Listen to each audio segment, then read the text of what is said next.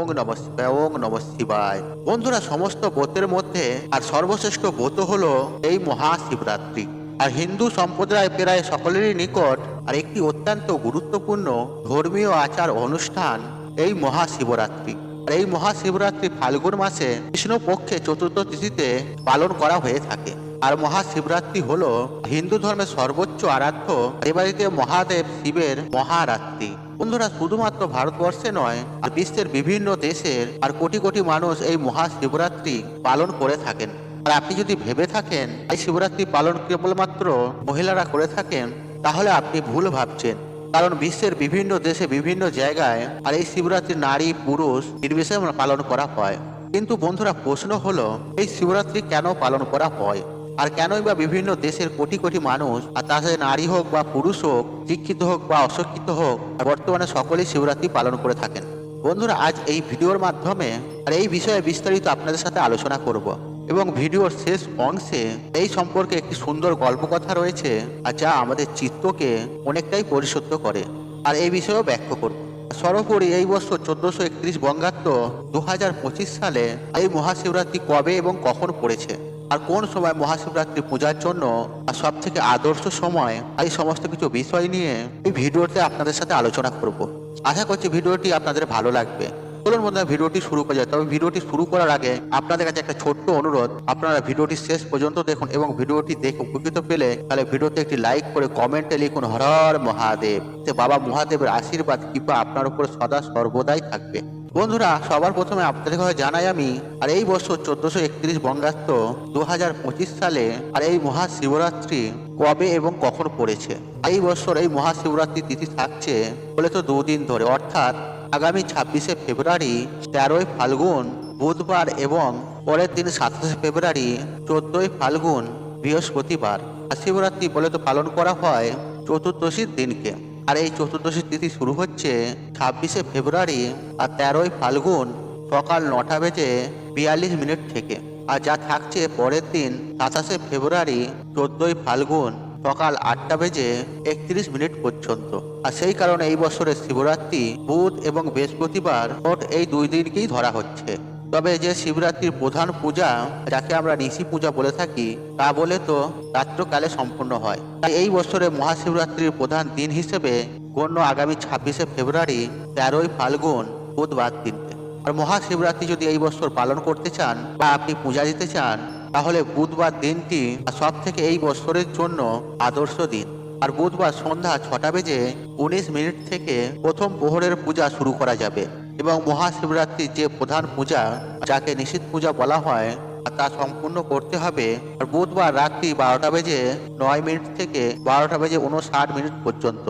যদিও ইংরেজি ক্যালেন্ডার অনুযায়ী আর এই সময়ে বৃহস্পতিবার পড়ে গেছে, কারণ ইংরেজি ক্যালেন্ডার অনুযায়ী রাত্রি 12টার পর থেকে দিন শুরু হয়, আর বাংলা কথা হিন্দু পঞ্চাঙ্গ অনুসারে আর দিন শুরু হয় সূর্য উদয়ের পর। তাই এই সময় কালটি হিন্দু পঞ্চাঙ্গ এবং বাংলা পঞ্জিকা অনুসারে বুধবার দিনের মধ্যে পড়ছে। বন্ধুরা, আশা করছি এই বিষয়টি আপনারা বুঝতে পেরেছেন। তাই বন্ধুরা, শিবরাত্রি যদি এবছর পালন করতে চান, তাহলে বুধবার দিন সম্পন্ন করুন এবং বুধবার দিনই উপবাস রাখুন। আর যদি কোনো কারণে তা না পারেন, তাহলে ঘোষণার মধ্যে অবশ্যই বৃহস্পতিবার দিনও চতুর্দশী ছাড়ার পূর্বেও আপনি শিবরাত্রি পূজা সম্পূর্ণ করতে পারেন, অর্থাৎ বৃহস্পতিবার সকাল 8:31 পূর্বেও শিবরাত্রি পূজা করা যাবে। বন্ধুরা, এবার বিষয়টি আপনার উপর সম্পূর্ণ নির্ভর করছে। তবে শিবরাত্রির পূজা যেহেতু রাত্রিকালীন পূজা, তাই রাতের বেলায় পূজা করা সর্বোত্তম। এইবার বন্ধুরা, আপনাদের জানাবো আর কেন আপামর দেশবাসী আর এই মহাশিবরাত্রি পালন করে থাকেন, এবং শুধু ভারতবর্ষ নয়, আর পৃথিবীর সর্বত্রই এই মহাশিবরাত্রি কেন পালন করা হয়। কারণ আপনি যদি এই মহাশিবরাত্রি পালন করতে চান, তাহলে সবার প্রথমে এই বিষয়টি আগে জানা প্রয়োজন, আর তা না হলে শিবরাত্রি পালনের কোনো অর্থই হয় না। বন্ধুরা, মহাশিবরাত্রি হলো আর এমন একটি দিন আর যেদিনে ভারতবর্ষের 12টি জ্যোতির্লিঙ্গে পূজা করা হয়। আর এই প্রসঙ্গে বলে রাখা প্রয়োজন যে জ্যোতির্লিঙ্গ বলতে কি বোঝায়, জাগ্রত শিব মন্দির। আর শিব কথার অর্থ হলো কল্যাণকারী। শিবলিঙ্গ অর্থাৎ কল্যাণকারী চিহ্ন। আর বৈদিক মন্ত্রে শিবই হলেন আর জগতের ঈশ্বর। আর পৌরাণিক তন্ত্রে তিনি ঈশান নামে পরিচিত। তিনি জগৎ পিতা এবং জগৎপতি। দেবাদিদেব মহাদেব সর্বশক্তি জ্ঞানের সাগর, আর পরম পবিত্র সুখ ও শান্তির সাগর। আর শিবের আরাধনার দ্বারা সমস্ত পাপ থেকে মুক্তি লাভ সম্ভব। আর মহাশিবরাত্রি সেই সন্ধিক্ষণ বা মহেন্দ্রক্ষণ, তখন নিষ্ঠা ও ভক্তির দ্বারা মহাদেবের আরাধনার ফলে মোক্ষ লাভ সম্ভব। আর মনের ভেতরে সমস্ত অন্ধকার ও অজ্ঞতা দূর করার জন্য এই মহাশিবরাত্রির ব্রত পালন করা হয়। কিন্তু সব থেকে বড় প্রশ্ন হলো, এই দিন এতটা গুরুত্বপূর্ণ কেন? আর এর পেছনে যে কারণ রয়েছে, হিন্দু পুরাণ তথা শিব পুরাণ অনুসারে এই রাত্রে মহাদেব বা শিব তিনি সৃষ্টির তিথি এবং প্রলয়ের এবং মহা তাণ্ডব নৃত্য করেছিলেন। আর মহাদেবের এই নৃত্যে ভয়ঙ্কর প্রলয় সৃষ্টি হয়েছিল। আর মহাদেবের এই প্রলয় নৃত্য বন্ধ করার উদ্দেশ্যেই আর মহাদেবকে তুষ্ট করতেই আর এই মহাশিবরাত্রি পালন করা হয়ে থাকে। আবার এই রাত্রেই শিব এবং পার্বতীর বিবাহ সম্পন্ন হয়েছিল। সুতরাং এর নিগুড় অর্থ হলো শিব ও শক্তি তথা পুরুষ এবং আদি শক্তি বা পরা প্রকৃতির মিলন ঘটেছিল এই মহাশিবরাত্রির সন্ধিক্ষণে। আর সব থেকে যেটি বিশেষ গুরুত্বপূর্ণ তা হলো আমরা দেবাদিদেব মহাদেবের কে লিঙ্গ হিসেবে পুজো করি, অর্থাৎ শিবলিঙ্গ হিসেবে আমরা যে পূজা করি।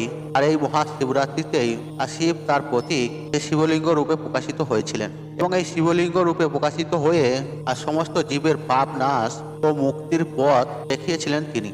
অর্থাৎ এই মহাশিবরাত্রির সন্ধিক্ষণে একদিকে যেমন প্রলয় সৃষ্টি করে পূর্বের সমস্ত কিছু ধ্বংস করেছিলেন তিনি, ঠিক তেমনই নতুন করে জীবনের সৃষ্টি করেছিলেন তিনি।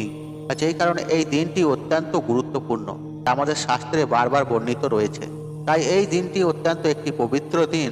আর যদি এই দিনে ব্রত রাখা যায়, অর্থাৎ নিষ্ঠা ও ভক্তি সহকারে যদি এই দিনটি পালন করা সম্ভব হয়, তাহলে সেক্ষেত্রে আমাদের ভেতরের রজগুণ এবং তমগুণকে নিয়ন্ত্রণে রাখা সম্ভব হয়। বন্ধুরা, এই প্রসঙ্গে বলি, আপনারা নিশ্চয়ই জানেন প্রত্যেকটি মানুষের মধ্যেই 3 ধরনের গুণ রয়েছে, সপ্তগুণ, রজগুণ এবং তমগুণ। আর এই 3 ধরনের গুণের মধ্যে শ্রেষ্ঠ গুণ হলো সপ্তগুণ। এবং রজগুণ ও তমগুণ এটা মানুষকে আধ্যাত্মিক পথ থেকে অনেকটাই দূরে সরিয়ে নেয়। আর এই মহাশিবরাত্রি পালনের মধ্য দিয়ে এই রজগুণ ও তমগুণকে নিয়ন্ত্রণ করা সম্ভব হয়। যখন একজন পুণ্যার্থী সারাদিন ভগবান শিবের চরণতলে বসে তার নাম গান করে কাটান, তখন তার মন থেকে সমস্ত রাগ, হিংসা, বিদ্বেষ, পাপ মুছে গিয়ে মন সুন্দর ও নির্মল হয়ে ওঠে। আর যখন সে সারা রাত শিবের পূজা অর্চনা করে কাটান, তখন তমগুণের সমস্ত খারাপ প্রভাবকে জয় করতে সক্ষম হয় তিনি। আর এদিন উপবাস অত্যন্ত পবিত্র হিসেবে গণ্য করা হয়। এমনকি অশ্বমেধ যজ্ঞ করলে যে পূর্ণ অর্জন সম্ভব হয়, ভক্তি এবং নিষ্ঠার সঙ্গে শিবরাত্রি ব্রত পালন করলে তার থেকে বেশি পূর্ণ অর্জন হওয়া সম্ভব হয় বলেই সম্পূর্ণরূপে মনে করা হয়। আর এ বিষয়ে একটি সুন্দর কাহিনীও রয়েছে, তা শিব পুরাণে উল্লেখ করা রয়েছে। ত্রেতা যুগে কোনো এক নগরে ভিন্ন নামে এক ব্যাধ বাস করতেন। আর স্বভাবে সে ছিল অত্যন্ত নিষ্ঠুর এবং ধৈর্য পরায়ণ। আর তার কাজ ছিল বনের হরিণ হত্যা করে তার মাংস বিক্রি করা।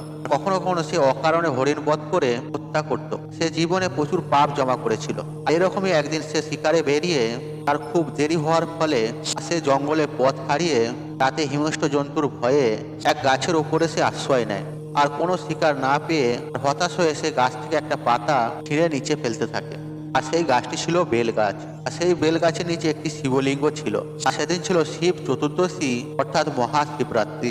তার উপর ব্যাধও ছিল উপবাসী, অর্থাৎ সারাদিন তার কিছুই খাওয়া হয়নি। ব্যাধের ফেলা বেলপাতাগুলি শিবলিঙ্গে পড়া এবং এর সাথে তার খাবারের জল থেকেও কিছুটা জল শিবলিঙ্গের মাথায় পড়ে।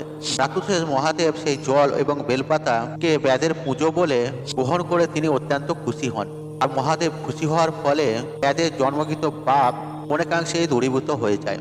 এরপর ব্যাধ যখন বাড়ি ফিরে আসে, তখন নিজের খাবার এক অতিথিকে দিয়ে দেয়। এতে তার ব্রতের পরম ফল লাভ হয়।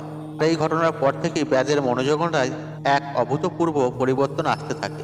ব্যাধ তার নিষ্ঠুর হিংসার মনোবৃত্ত পরিত্যাগ করে অন্য পেশায় তিনি নিজেকে নিয়োজিত করে এবং পরোপকারী এবং আধ্যাত্মিক চিন্তায় নিমগ্ন হয় এবং মৃত্যুর পর জন্ম মৃত্যুর চক্রের বন্ধন থেকে মুক্ত হয়ে পরম মোক্ষ লাভ করেন।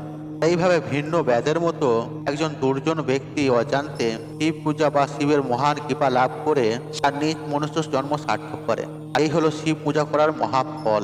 আর শিব হলেন আতুতোষ, তাই সহজেই তাকে সামান্য ভক্তিতেই জয় করা যায় এবং কি নিজেরও করা যায় এবং কি শিব সান্নিধ্য লাভ করা যায়। তত সহস্র যজ্ঞ অনুষ্ঠান, শাস্ত্র আলোচনা, ধর্ম অনুষ্ঠান, তীর্থযাত্রা করে যে ফল লাভ পাওয়া যায়, আর শিবরাত্রির ব্রত উদযাপন করলে আর সহস্র গুণ ফল লাভ করা যায়, এমনটাই শাস্ত্রে বর্ণিত রয়েছে।